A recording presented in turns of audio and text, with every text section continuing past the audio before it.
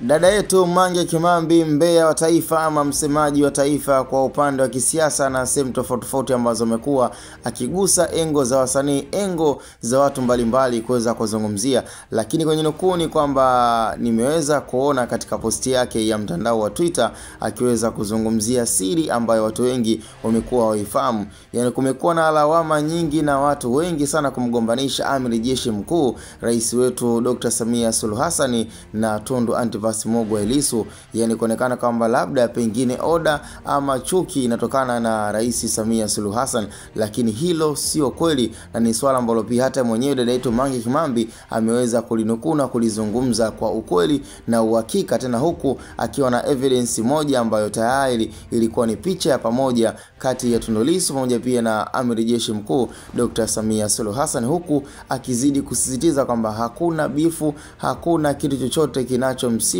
Dr. Samia Suluhu Hassan labda pengine kumchukia Tundu Lissu. Kumekuwa na umoja, kumekuwa na ushirikiano mzuri tu na amekuwa na upendo wa kutosha na chama pinzani, Chama cha Demokrasia na Maendeleo. Sema tu kumekuwa na kule kujishtukia kwa wingi, yani nafikia kipindi kwamba Dr. Samia Suluhu Hassan hana shida na mtu wa chama pinzani, lakini kutokana pia na fikra iliweza kudumu katika upinzani wa miaka ya nyuma, basi kuna baadhi ya wananchi na baadhi ya wanachama wanaamini kwamba Chadema na CCM ni lazima ama kutakuwa tu na bifu ama wadui. Yani kama vile unavyoona Simba na Yanga, licha kama kuna muda kwamba mpira ni amani, mpira ni kiburudisho, lakini kuna baadhi ya watu ama mashabiki wanaona kuwa Simba na Yanga basi ni wadui. Basi vivyo hivyo nitakupa mfano huo na kuleta katika vyama hivi Chadema na CCM. Kuna baadhi ya viongozi wanaamini kwamba siasa ni moja ya sehemu ya maisha, lakini siasa sio wadui,